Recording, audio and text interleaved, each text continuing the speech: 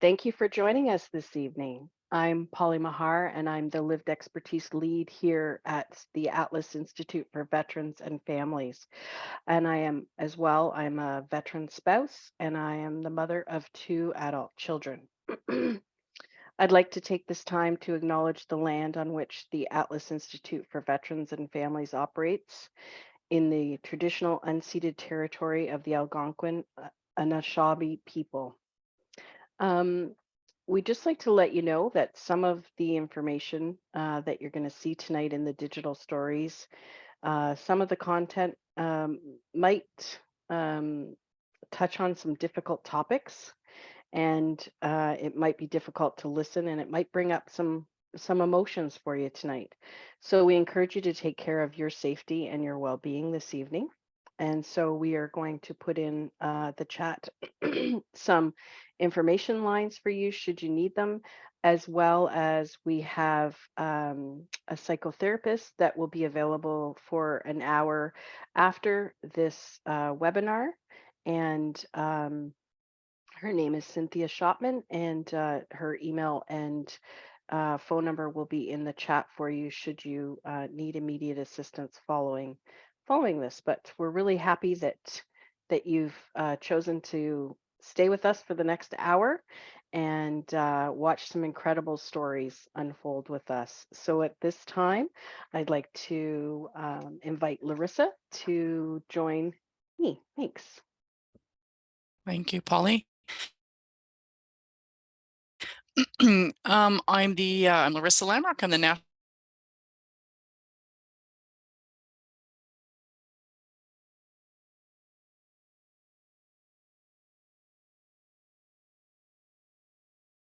Advisor for Families with Atlas for a pretty incredible event. Did with Dr. Mike Lang to facilitate with veterans and veteran family members.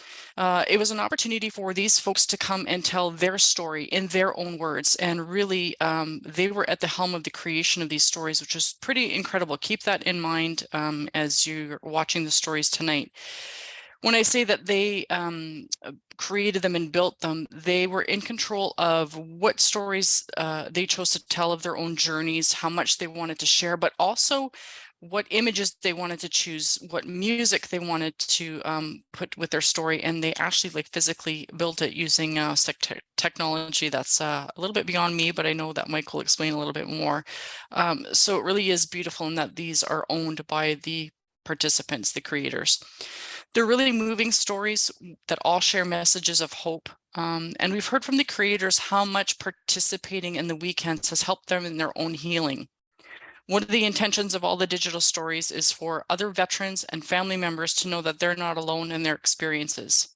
So in February this year, it was a privilege for me to join a couple of Atlas staff along with Mike Lang and 6 young adult children of veterans living with mental health injuries. We came together in Calgary for the weekend for them to create stories about their own experiences and really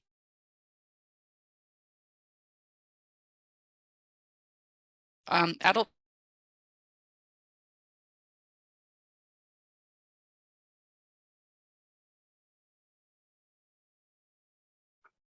I think we're having some, Youth microsite, which is being built there and she's developed by back. Atlas. We hope to launch it, provide information specifically to, you lost me? Okay, sorry. It was really compelling what I was saying too. You'll have to fill it in. I was chatting a little bit about the digital stories.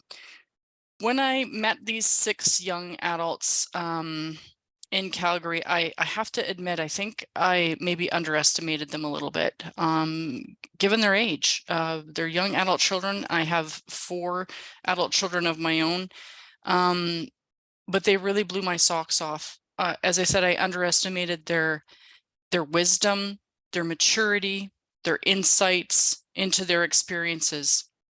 It was really humbling to be on the sidelines and supporting that project. And it was really great to see the kind of organic peer support that happened over that weekend. They really trusted us. All 6 of those young adults joined us for the weekend, not fully quite sure what we were going to be doing over the weekend, but it was really beautiful to watch how These 6 folks from across Canada who'd never met each other before and didn't know if they had anything in common, really connected and supported each other and felt really validated in knowing that they weren't completely alone in their experiences. We're hoping that that will extend to a lot of you watching tonight, whether you are a veteran, the spouse of a veteran, a parent, or an adult child yourself.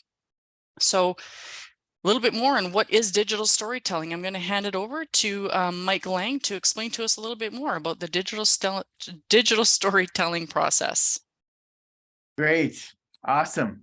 Well, thanks, Larissa and Polly, for introducing the night. I echo everything that they said. It was a wonderful time with the group. And as a group, we sort of went through the digital storytelling process, which is essentially finding meaningful moments from our life, turning those meaningful moments into a voiceover, and then crafting it together, choosing the images and actually doing the video editing, and then finally getting to share it with each other, but now with you guys as well. And it's really amazing to watch the process unfold from people walking into the room unsure what their story could be or what they could talk about, and then at the end watching these amazing short films that they've created themselves. And so it is quite a process for people to go through. And I think I would just echo what everyone said already, just how amazing it was for people to step into this and be so open and honest about their experiences, so that we can learn from it. And one of the things that I shared in the workshop is a quote, one of my favorite quotes: "Facts bring us to knowledge, but stories lead to wisdom." And I really think that's what tonight is all about together. And that's what the weekend was all about. There's lots of facts and knowledge out there. You can go get whatever facts and knowledge you want on the internet, connecting with healthcare providers or whatever. There's so many places to gain facts and knowledge. But one thing that we haven't traditionally been really great at is sharing stories of people who have gone through the things that we've gone through, and then trying to glean wisdom from those stories that then we can apply to our own lives. And so that's really what we're hoping for tonight, that you guys will be able to glean pieces of wisdom from the young adult stories that you'll watch, that then you can apply to your own life and maybe your own relationships and some of the challenges that may be occurring in that setting. In addition to hopefully gain some hope, maybe a bit of inspiration from the incredible stories that you're going to get to engage with. So I'll leave it at that for now. I'll invite Polly back here to talk us through how the screening is going to go. Great, thank you so much. So in a couple minutes, I'm going to ask Larissa to come back, and she's going to introduce our 2 storytellers that participated in the workshop, and she's going to introduce them to you so you know who they are, and then they will start to then we will start the first story. So Larissa, if you want to come back on. The other thing is, if you can, as the stories are going through, if you can pop in what resonates with you for each story in the chat. We'd like this evening to be as interactive as possible for you. And so, what sticks out with you in each story, and then we can have a conversation afterwards, as well as if you have any Q&A questions, you can put them in the Q&A, and we'll ask them to the participants after each story. Thank you. Great, thanks, Polly. Yeah, we are hoping that all of you who have joined us tonight will kind of participate in this. And as mentioned, it might draw some emotion for you, and those emotions are normal. They're okay. But all the stories are quite inspiring. So we're hoping that's what will resonate with you tonight. That seems to be the word. I think you mentioned that a couple times, Polly. So yes, we encourage you to share your thoughts, things that stand out to you in the chat. So we're really looking forward to sharing these stories with you tonight. But first, let's introduce our storytellers briefly. Jen and Sam are joining us tonight.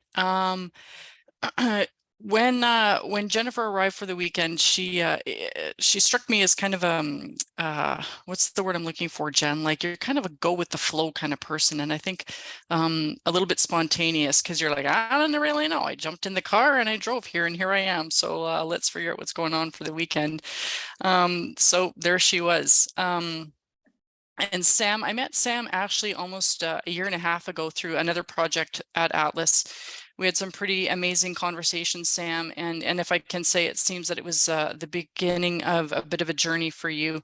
It's been such an honor to see where it has come for you to this point, and I think your story is also an incredible highlight. So just give both a wave to you folks, and I think, are we hearing from Sam first?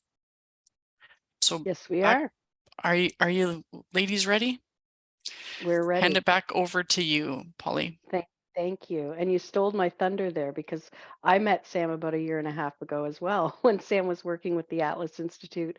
Well, she was doing an assignment, and they reached out to Atlas, and so she interviewed some veterans and family members, and then put together a digital exhibit through Carleton University. So that was amazing. And at that time, I think, Sam, one of your things was you hadn't really identified as an adult child of a veteran, because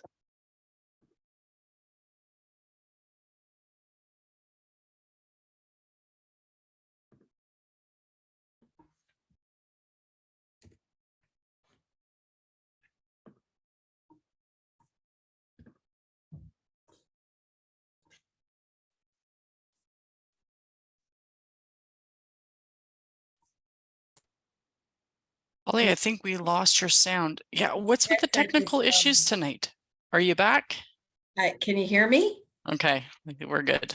Okay, sorry, my headset died. So see, it's just the way it's going. Is it Monday? No, it's Tuesday, right? Sorry, folks. So the so anyway, that's when I first met Sam, and so she's become sort of, I would say, part of the Atlas extended team when we talk about utilizing lived experience. So I worked with Sam through the project on the youth website, microsite. So from start to finish, we've had an advisory committee, and Sam's been part of that advisory committee for us in understanding what it is that's going to resonate with youth. And so without further ado, we're going to play Sam's story, and then we're going to have a conversation afterwards. So thank you.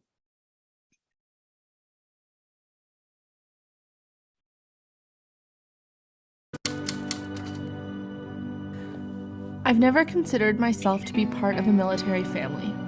My father's retirement from the military happened a month before I was born. The only time I ever saw him in uniform was in pictures. We never moved houses. My dad has always been a present and consistent force in my life. Growing up, he rarely spoke about his deployment experiences in Bosnia and Rwanda, and it wasn't until my dad's diagnosis that I even started considering myself to be part of a veteran family. In my teenage years following my parents' divorce, we lived primarily with my father. However, we were so lucky to feel supported by both parents every single day.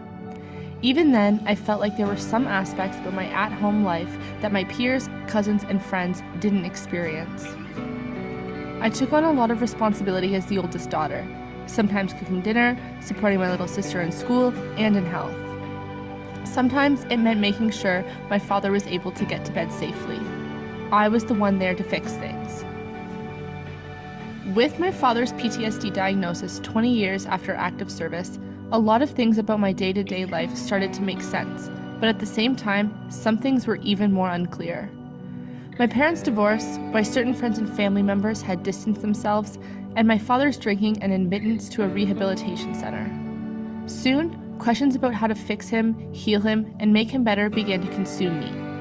I felt like I needed to make it all okay again, but I didn't even know what okay was supposed to look like. I've always found it confusing to explain my story to friends and family, and this feeling hasn't changed. No one I know has a parent like mine or has had to take on the responsibilities and challenges I've faced as the result of my parents' PTSD. I feel isolated, alone, and unwilling to speak about how I am feeling. I am often confronted in judgmental tones. Why doesn't your dad just stop drinking? This is not fair to you girls. Is that really a house you should be living in? I guess your dad will never get back to work, huh? I always think to myself, what do they know? They don't live in my reality. They surely don't live in his. I realize now that after years of chaos within my house, I seek perfection in other areas of my life. Succeeding in school, friendships, and work make me feel like I can finally be in control of some things. I was, and still am, especially hard on myself when it seems like I am failing, as if I already don't make my father proud.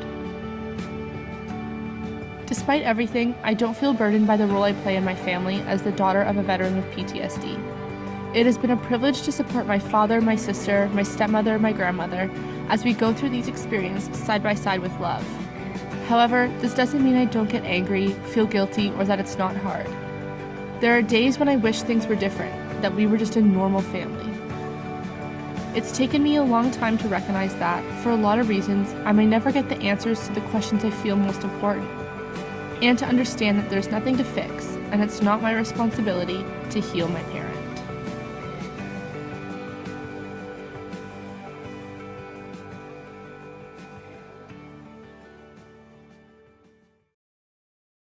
Hits me every time, Sam, and I've seen it many times. I think one of the questions that I wanted to start with, Sam, was you kind of spoke a little bit about, you didn't say the word stigma, but you talked about how people didn't understand and sort of that stigma. Was that an important piece of telling this piece of your story for you? Definitely. Yeah, I think one of the things that I struggled with my family, and even people outside of my family, was that for those who didn't live in the household with my father and my sister and I, they really just didn't kind of get what we were going through. And so they were often very quick to make judgments, and still to this day, holding grudges or isolating themselves from my family because they don't really understand. And so, yeah, the stigma very quickly became a part of, I think, my everyday life. And even still, explaining to people, like, yeah, well, my dad has PTSD, so this was different for me growing up. I'm still confronted with those reactions, but definitely, it's taken me a while to kind of learn that those aren't necessarily judgments that come toward us. It's just people's failure to kind of understand the reality that is mine and my sister's and my father's. Great. Thanks, Sam.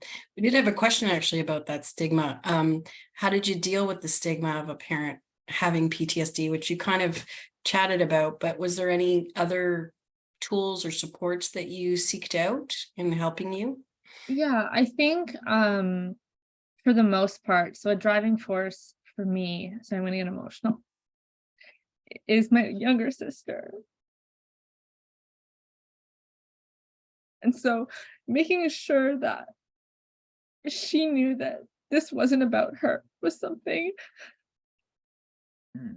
that I always tried to do, and kind of I guess in the sense, like, I didn't necessarily seek out resources, but on my own terms, and for the sake of my sister as well, learning about PTSD and how it affects people, so that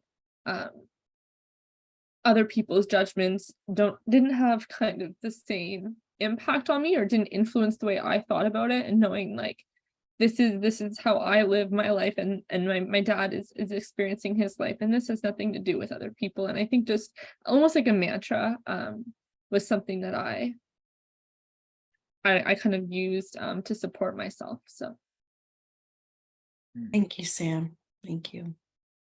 Mike? Yeah. I mean, there's so many questions and so many things we could talk about, Sam, just about even the process of you putting together the story. But I thought maybe I'd ask about, sort of the metaphor that you decided to develop, right? Sure. There's very clear, there's these bricks, right? And they're in all sorts of different configurations throughout the story. Why did you end up choosing that image and that image system to share your story? Yeah, so I think, like, when we started this project, and you can tell in, like, the shape of my story, like, I expressed a lot about like fixing things, and I'm seeing this come through a lot in the comments as well. but as I was kind of working on the story more, writing it out, I realized like there's nothing broken within my family. And so this idea that, and as you can see in the videos, like there's brick walls that have cracks in them, but that doesn't mean that they're broken. They're still standing tall, and facing the adversity presented to them. And I think that was like something that really encapsulated my family. So Yeah, I mean, I love the idea, right? There's cracks, there's chips, but they're still standing, right? And I think that you know, that's something I really appreciate about your story and appreciate about your dad too, right? You know, just being there for you guys, and maybe not in the way that other people thought was best, but he was there, right? He was there. And I think the brick foundation as well is like no matter what, and again, this isn't necessarily everyone's story, but I'm really fortunate that my dad through everything has been there, and so he himself is a brick wall, and he's pushing forward. So. Yeah, that's support, right? And I think you know, to me, what it reminds me of, I'm a dad, I've got 3 young kids, but it's just to be there, right? No matter if I'm able to be there in the way that I'm, you know, hoping. There's lots of times where I'm not the best father that I want to be, right? But just still staying engaged and being in that place and doing your best with what you've been given, right? I think it's a wonderful thing that I got from the brick walls, right? And I think there's other interpretations too, that you know, the walls that we build around ourselves, right? And I think that's something you sort of thought a little bit about, some of the walls that you put up to protect yourself and your sister from the way that other people viewed you, right? And the comments and some of the stigma and the things that you were talking about, right? So there's so many, I would say pretty compelling interpretations of those bricks. And I think that's one of the things I love most about your story, is there's so many layers to it. So yeah, that was one thing I wanted to ask about, and it was wonderful to hear your answer on that. But yeah, I'll throw it back to Polly or Larissa, see if there's anything else. Yeah, I love the kind of symbolism woven throughout all of these, and as you said, Mike, they're open to interpretation, not only your interpretation, Sam, but how other people, how it might resonate with them and they might interpret it.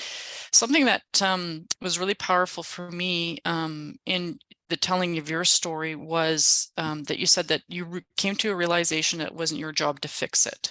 Yeah. So what is something that you might pass on to other, you know, whether they're youth or other adults, children who might have that kind of sitting there? Because really, when we see someone we love struggling, that's, you know, as family, that's what we do, is we come together and we want to be able to fix things. So yeah, tell me a little bit more about why you chose to include that. I think from a very young age, I've had just like I've been someone who wants to be there and help everyone.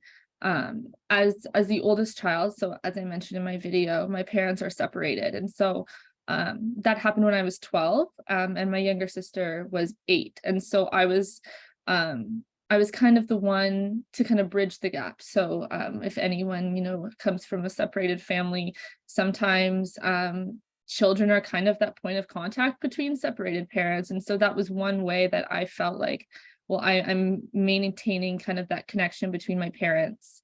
And so I think that it took me a long time to realize that, and into my adult years, like, I'm just the kid.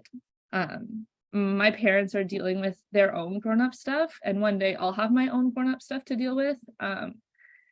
And I can be there for them and I can support them, but it's, yeah, I guess it's just, I wanted to include, like, it's not, you're not supposed to have all the answers. Your parents don't have to have all the answers either. But it's about just being there for each other. And that doesn't mean, again, like, showing up and being able to patch everything back together, because again, like, we're not broken. And so I think recognizing that it wasn't my responsibility was something that, like I said, took a long time, but when I kind of came to that realization, allowed me to open up more to my dad and have a relationship that didn't constantly feel like I had to make him better. And this is who he is, and same with the rest of my family as well. So. Yeah. Thanks, Sam. We do have just one sort of final question, or another one, sorry. Beautiful video. Thank you for sharing.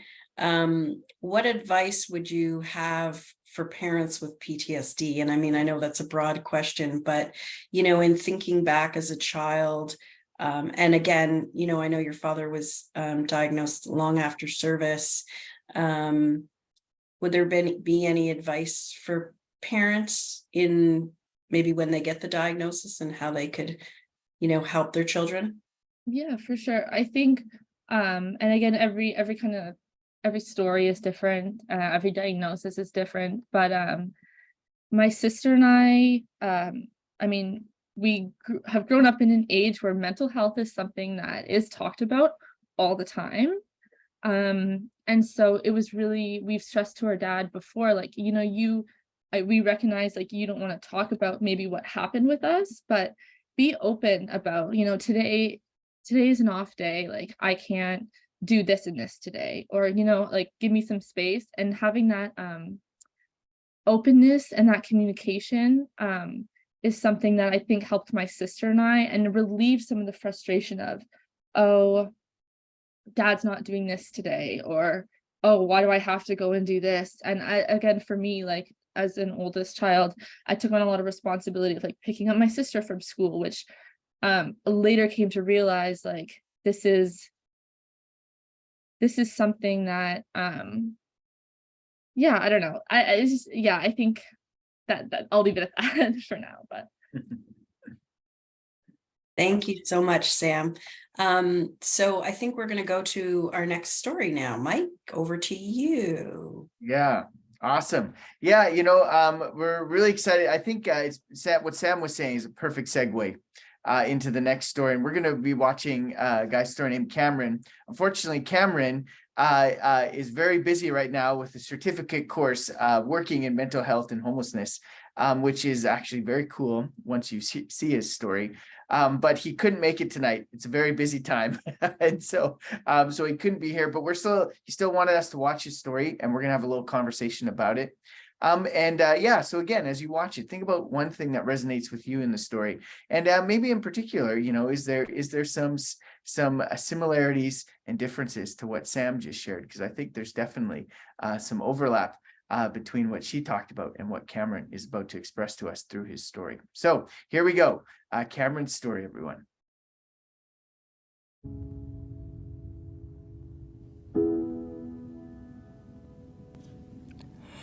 If memories are truly where we keep the stories of our lives, I wish I had more. There are so many parts of my childhood that have been pieced together for me. Stories that my mother and brother have shared, but that I really can't remember. What I have carried with me throughout my life is a feeling. The feeling that the happiness of others was my responsibility. That I had to be the light in the darkness, no matter how dark that was.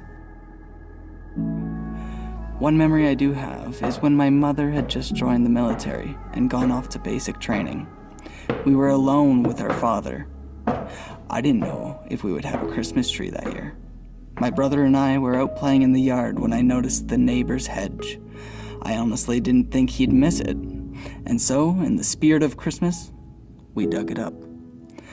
I remember holding the tree up with the roots dangling, proudly saying to my brother, "We have our own Charlie Brown Christmas tree." But the pride of our acquisition was short-lived when our father found our treasure. I can't remember if we had a Christmas that year. When my mom returned home from basic training, my parents separated. This time, for real. I thought things would get easier, but a new set of challenges replaced the old ones. With my father out of the picture, I took on many of the responsibilities that would be expected of a parent. I worried about my mom. I saw the pain she was in, but couldn't understand. I felt that it was my personal duty to take that weight from her, and to make sure that everyone I loved was protected and happy. I tried so hard. Years later, when I was living on my own, I brought my brother under my wing to live with me. Even as young adults, I felt like I hadn't done enough to protect him as a child. What did I do wrong? What didn't I do? Heartbroken, I felt my flame had been lost. I had failed. During the pandemic, I had an opportunity to reevaluate my life, what I wanted and needed. I went back to school to study mental health and addictions. Working on the front lines has helped me to understand my past, that it wasn't my fault. With the new knowledge I was given, I now understand it's not on me to protect everyone, and that I can support others without dimming my own light. While I still feel a sense of responsibility, I have learned that everyone's journey is ultimately their own. No matter how much we want to protect and support those we love, they have to navigate their own struggles and pain. It can be tough to watch, but it is important to remember that our own journey is just as important. You have to care for yourself so that you can support others. This past Christmas, I came home to my partner with a little Charlie Brown tree. It's not decorated, but it does hold great meaning for us. It's a reminder that despite our struggles and hardships, facing those together in healthy ways, I've learned to carry my own light, illuminating my own path and helping to light the way for others.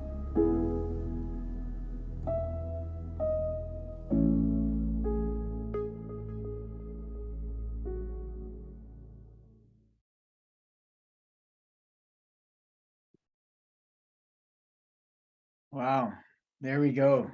Cameron's story. So yeah, feel free to write down in the chat something that resonated with you in the story. But one thing that really stood out to me, just based on the conversation we just had with Sam, is that feeling of responsibility, right? And feeling that at a very young age, right? The responsibility for the health of your parents, but also your siblings, right? And the extra weight that's put on a child, when they take on that responsibility, and so I saw that, Sam, in both of your stories, and I think that's one of the things that really helped me understand what it's like to be a child in a family with a parent with PTSD, right? That sense of responsibility. At the same time, you guys ended up in similar places, right? In that you recognize eventually, right, that you can't take on all that responsibility on yourself, right? That people have to walk their own path. And I love that part of Cameron's story, where the little boy walking through the field and then the dad walking on the other side, and they sort of fade apart. Everyone has their own experiences and their own things that they're dealing with, and feeling that great responsibility for the health of others, especially as a child. I think it's that's a really important thing to remember, is that everyone is on their own path, right? And you can do your best, but at the same time, caring for yourself matters. And I know that's something Cameron was a big realization for Cameron. He has that little lantern, right? And now he's that lighthouse, which I love the imagery of that. And he literally is doing that, right? On the streets with homeless people who are facing mental health and addiction. He can be a bit of a lighthouse for others, right? So anyways, that's what really stood out to me, just in the context of our conversation today, but also as he was creating his story. I have a bunch more thoughts I would share, but I thought maybe I'd pass it over to you guys first. Just one thing that stood out to you as you were watching his story. Yeah, I think for those of us that were there on the weekend, it was incredible to watch the journey of so many of you, Jen, Sam, and the others who participated over the course of that weekend. And I think we kind of all agree that it was, amazing to watch Cameron's light ignite just even over the course of that. And I think that's true for many caregivers, that we sometimes put our needs, maybe we don't give it as much attention. And I saw some comments in the chat reflective of that. And to say that, you know, sometimes the adult child or, you know, the caregiver's story is just as important as the person with a diagnosis or living with a mental health injury. So yeah, I don't know, Sam and Jen, if you had some thoughts, whether either on the metaphor that he chose or anything else in his story that resonated with you. I guess, well, mine and Cameron's story, like Mike said, there are a lot of similarities in terms of feeling like you're taking on the responsibility. What, again, I think what everyone has said is that Cameron, he did find that light, and it was very apparent in just who he was while we were there. I know he's going through school right now as well. And so, you know, he was so dedicated to that. And so taking things that can be perceived as bad or things that could have negatively impacted his life and turning that around so that he can support others who have either gone through experiences like him or have mental health problems or issues or yeah. So I think that was something that I like. Yeah, Cameron's an inspiration to me for sure. Mhm. Yeah, Cameron's story was absolutely amazing. And I think when we were building our stories together in those sessions before, like he had so much that he wanted to talk about and wanted to unload. And I think at the very end, he really kind of honed into what his message was. And that was like taking care of himself so that he can take care of others. And I think that's such an important message. Yeah. You know, he hinted at it in the story, right? He said, I wish I could remember more of my childhood, right? And, you know, because of some of that early childhood trauma, he literally doesn't have memories, right? And it was a struggle for him when we asked him about meaningful moments in his life to be able to find them. And then he found that one moment about the Christmas tree. And what I really love is that Christmas tree comes full circle, doesn't it? Here's a moment, one of the only memories of his childhood is being proud of providing something for his family and then having that sort of taken away. And now he has his Charlie Brown Christmas tree with his partner. And it means so much to them, right? That they have, you know, that it shows, you know, new growth, right? It's full circle. Things are different now. And that image of the Christmas tree became like a real thing for him. And so I really love that too, Jen. You know, there's a lot that was unsaid or maybe even unsayable in Cameron's story. And I think that's what's really cool about a digital story is you have these things that you say, but then there's the deeper things that are left for interpretation. And then there's maybe even deeper things, life things that are just hard to say. They're unsayable. We don't know how to express them. But Cameron, you know, did that so well, sort of exploring those things in his digital story. So yeah, sorry. Polly, did you have anything? Or was there... Well, I was just going to segue because we had a question just before we switched stories. And I think maybe just to ask Jen and Sam, you know, how did you find the weekend? Because it sounded like it was very transformative for Cameron himself. But how did you find the weekend in your healing journeys of, number one, getting together with, you know, peers similar in age? You know, again, you didn't know each other beforehand or anything like that. So would you consider the making of the digital stories part of your healing journey? Like how was that for you? I'll go first. I think the group of us, I think we were all so nervous when we showed up.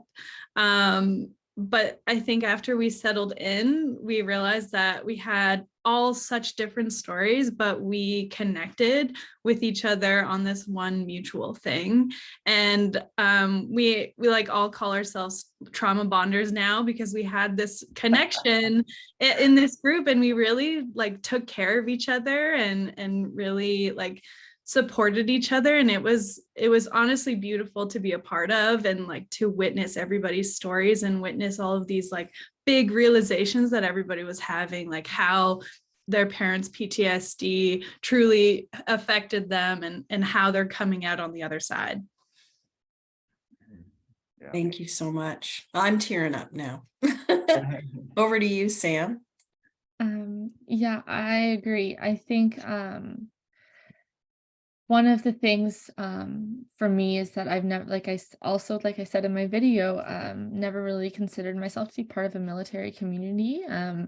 And so the realization that there were other kids like me out there that, you know, we had all of these like similar experiences with some, you know, nuances, but for the most part were the same. And we could just talk about it. I think one of the biggest things for me was like, we could just ask each other like the hard questions without like this awkwardness of like, you know, you don't want to push the boundaries too much, but we all kind of had this understanding of, I know what you're going through. And so I have like I remember the last night with one of the other panelists who's not here, Steph. She came into my room. We were on the same floor in the hotel, and she's just like asking me questions like, where if someone else asked me that I had just met probably like 24 hours prior, I'd be like, what is wrong with you? You can't just ask people that. But because it was Steph and because we had bonded over of these things, it just felt so normal and comfortable. And so for me, it was, finding people to have those conversations with. It was incredible. Trauma bonding was a new one for me. I'd never heard that before, but it was pretty funny when that became part of the theme of the weekend. So awesome. Well, thanks you guys for being part of that conversation. And Jen, I think now we're about to talk to you, but I'll throw it over to Polly, I think, to Larissa to sort of set up Jen's story. Thanks.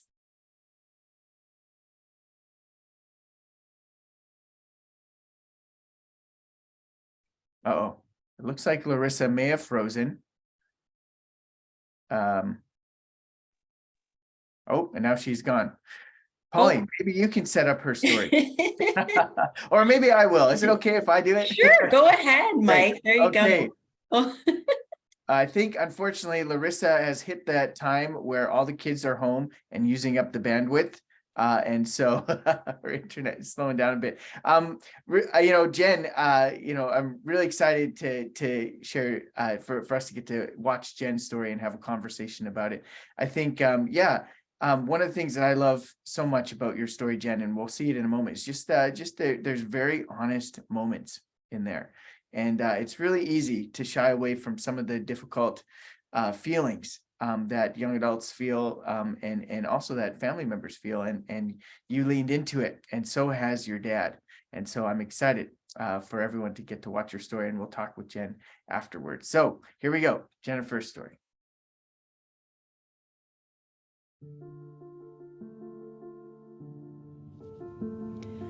Growing up with a dad with PTSD was kind of like waiting for a storm. Some days you only hear it in the distance rumbling. Other days it rages through, destroying everything in its path. My mom was always there to shelter us while my brothers and I became expert storm watchers. My dad had a full career in the military, serving 24 years in the medical field. He did several tours, including one in Rwanda after the genocide. I was only 4 at the time when he returned with PTSD, though he wasn't diagnosed until 10 years later. Some days were better than others. I learned at a young age to gauge his emotions, to see if he would be angry and explosive, or if today would be an easy day. His last tour was to Afghanistan in 2009, and it was just my mom and I together while he was on tour. I remember we felt so at peace while he was gone. At the time, we didn't know that he would come home with PTSD in full force again. Our relationship was often heated. We would fight constantly, and all I wanted was to get back to that peace my mom and I once had. We sat at the kitchen table as a family, and my dad turned to me and said, "We're moving." I always dreaded this moment growing up, and here it was presented to me again, but this time it was different. I was freshly 18, and I could finally make my own choice. I moved out and I watched my parents drive away without me. After my parents had moved away, my dad decided to get help for his PTSD. He went to therapy, was put on medication, and was really starting to make improvements with his mental health. All of this was happening while we didn't have much of a relationship. My mom would always be the one to call me because she knew I didn't want to talk to my dad. Even though we were living in different cities, I still couldn't find my peace again. I was always angry, lashing out at friends and loved ones, and hanging out with toxic people. I could feel myself spiraling into chaos.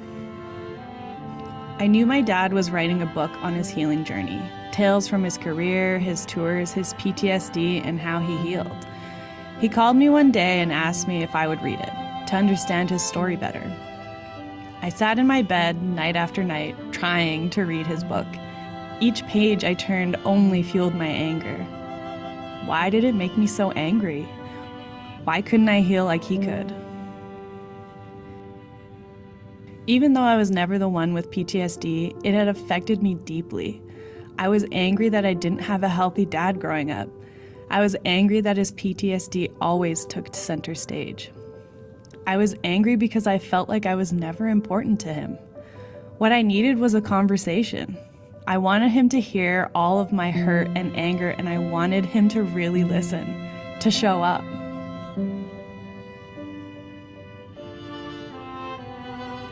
I was outside on my back porch waiting for my phone to ring. I was so nervous for his call because it had been 2 years of diving deep into memories with my social worker that led to this conversation. We talked for hours about our collective pain. We heard each other and we saw each other. I remember the sun was soaking into my face and the trees were blowing gently in the breeze. And at the end, we laughed. I can't take away the fact that my dad has PTSD. I can't take back my unhappy memories, but I can choose to make new, happier memories. For me, forgiveness was my healing. Holding on tight to all of my hurt was only harming me. I loosened my grip. I let it go.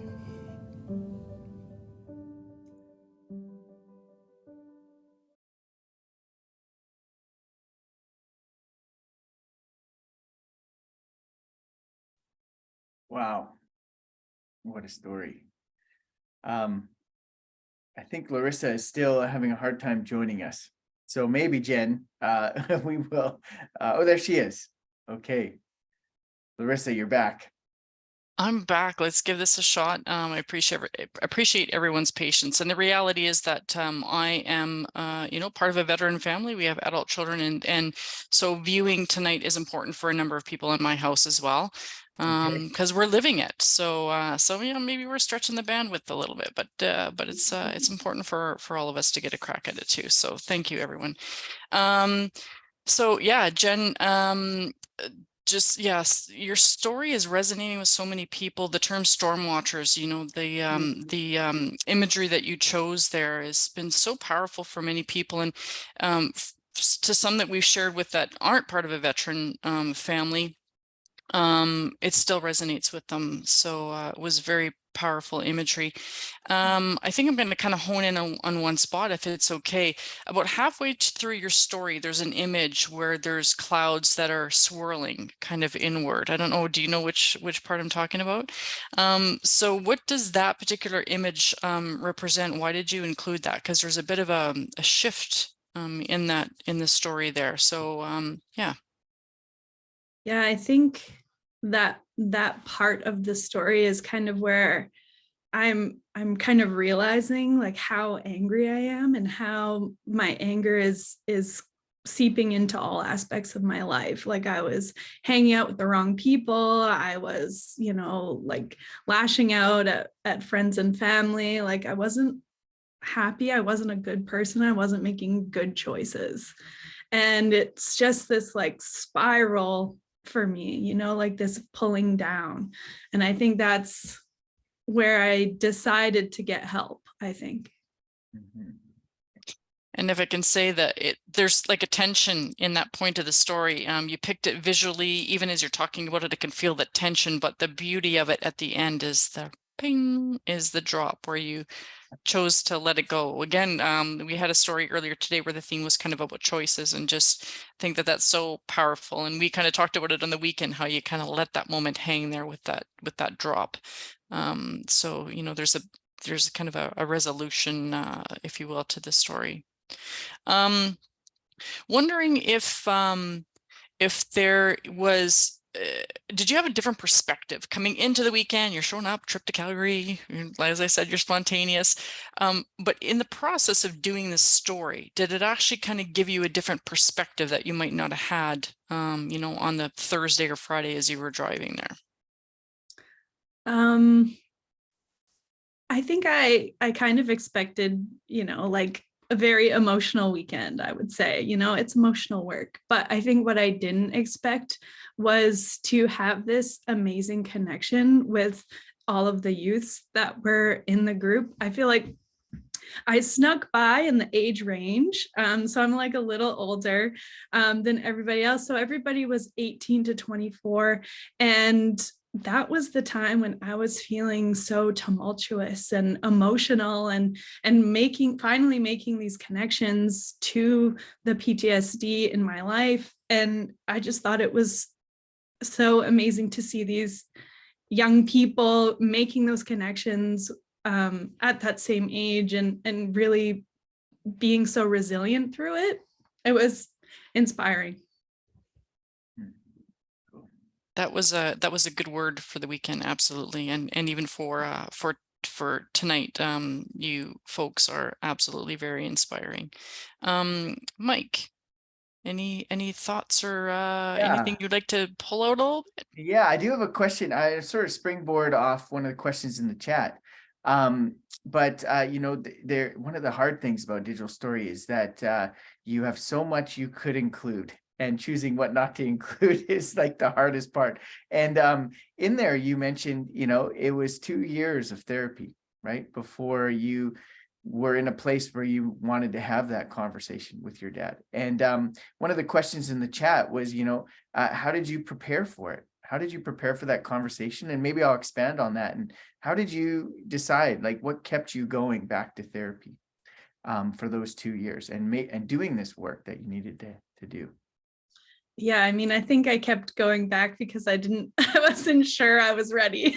You know, it's a hard thing to talk about and to be vulnerable. And, you know, like it's hard when your dad has PTSD, and, you know, he was a certain way and he reacted a certain way. And it's just, I'm grateful that he has done the work that he has done, because I don't know if that conversation would have gone as well as it did if he hadn't done the work, if he hadn't been showing up for himself. And he didn't, like, he chose to be there. He chose to be engaged with it. So. Yeah, I love how, you know, it's not like a one-way street, right? It's both of you guys together, right? Like, he literally went to therapy, got medication, wrote a book, right? And you went to therapy for 2 years. You know, this is a long road. And of course we saw it in 4 minutes, right? But, you know, I just love that final conversation that you have. You know, you're looking up at the trees, the sun's coming out after the storm, you know, but I think sometimes we can forget how long of a road it was to get to that point. And so I just love what you just shared, right? It was both people coming to a place where they were ready to have this conversation. That's what made that conversation so special. Yeah. You know, maybe I'll share one last thing from the chat there. It said, did your dad ever understand PTSD enough when you were younger to talk to you about it? Oh, yeah, I mean, my dad was diagnosed when I was young, I would say. I don't remember how old we were, but it was in his career as in the military. So he was diagnosed, so he was able to talk to us about it and kind of inform us a little bit about it. But I do think, you know, I remember at one point, I just thought it was better, you know, like I thought like the PTSD wasn't there anymore and that we didn't have to deal with it again. And then when he came back from Afghanistan, I was like, oh, okay, yeah, there it is. There, yeah. Yeah, I think that's, I think it's one of those things that, one thing I've really took away from the workshop, and sorry to jump in here, but just to say, PTSD is a family event, right? It's not someone with it, right? It's a family with dealing with this challenge. And I think your story is a great example of how it takes a family to heal from it, right? And I'm really glad you did have that conversation in the end. Both of you were in a place where you're able to do that. So yeah, awesome. Thanks. Well, I think I want to finish, Jen, with and I just want to acknowledge this comment in the chat. Hi there. This is Jen's dad. I just want to say how proud I am of Jen's work here. She's an incredibly gifted at vocalizing her anger and her healing. I remember the phone call as being a major pivot point in our joint healing. I love the fact that she has come so far and can't wait to see how far she can go. Love you, Dad. Yeah.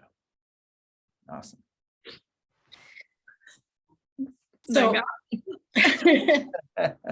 I just wanted to say that because I think for both of you to have your dad being able to watch you as you watched him heal through his journey, it's come full circle for both of you by you sharing your story with us and with us being able to share it with the greater community. And this was the goal of these digital stories. Mike gives us a great gift of digital stories and walks us through the workshop. But really it's the storytellers taking those pieces of their story and saying them in a way that helps you heal, but it's also going to help the greater community feel heard, feel seen. And for children, that's huge because it's a demographic that's been underserviced for a long time. And like you said, Jen, just the age and stage of where you were versus the other ones and how happy you were to see. And I think Larissa and I have said that many times when we were doing peer support to see the younger people sort of getting that piece a little bit sooner than we did when we were going through things with our spouse. It does mean a lot. And so, I'll let, we have a few minutes left. I'll let Mike maybe wrap it up, and then Larissa and I will say the goodbyes. But just wow, good on you for tackling that comment, Polly, because it was important to do that. And because I do also want to acknowledge, I think there's another parent who joined tonight. So just wanted to shout out to, I believe it was Cameron's mom. So thank you for joining us tonight as well. All of your families must be extremely proud of all of you. So just wanted to flag that. Mike, over to you. Yeah, well, just to wrap, I get the pleasure of wrapping tonight up. And I think as I was sort of watching Jen's story, something came to mind from a book that I read to the group chats, moments of this in the workshop. And there's just one thing that a little passage that came to mind. It's a book called Kitchen Table Wisdom by Dr. Rachel Naomi Remen. And I think this really summarizes what we've heard from Jen and from Sam tonight. So here we go. There is still a very narrow conception of what a health provider is. Our life experience is as valuable as any credential. I do not think that we'll be able to attain health for all until we realize that we are all providers of each other's health and value what we have to offer each other as much as what experts have to offer us. Often the problems which are not amenable to most expert medical approaches may be resolved in community by the very people who suffer from them and therefore understand them. In such communities, the concept of woundedness breaks down, and we are all wounded healers of each other. We've earned the wisdom to heal and the ability to care. And I love the idea of, thinking about the group workshop, all the stories, right? Being wounded healers of each other. you know, you don't have to have it all together in order to help someone else through your story. And I think that's one thing that I really experienced over the weekend with Jen and Sam, Cameron, and all the other young adults that were there, right? Yeah, it was very healing for everyone, including me, because I got to learn and understand at a much deeper level. And yeah, it was really cool to get to experience, you know, how we are all in charge of each other's health, right? We all get to play a part in this, parents, children, siblings, right? We're all healers of each other. So I'll wrap it. I'll leave it there. And thank you again, Jen and Cameron and Sam for being a part of this process and sharing these incredible stories. And we'd like to just thank you, Mike, for facilitating this with us, because we couldn't have done it without you and all of your hard work and your insights. Thank you again to Jen and Sam for being vulnerable and sharing your stories and sharing your time with us this evening. To everybody that joined us tonight, we thank you. Look for in the next, I'm going to say month to 6 weeks for our youth microsite to go live. So if you are not on our subscription list, maybe you want to get on that. So check out our Atlas website. Again, just knowing that some of the topics and things that we spoke about tonight can be super emotional, as it was for me. And we do have those support available for you. Cynthia's available for an hour afterwards. The information is there and it's been in the chat as well, if you want to reach out to her, as well as the VAC assistance line and the family information line. So thank you again, and over to Larissa for the last word. I think you got it all covered. I just want to thank everyone for taking the time to join us tonight. These are important stories to hear, and yeah, take care of yourselves. Have a good night, everyone. Thank you.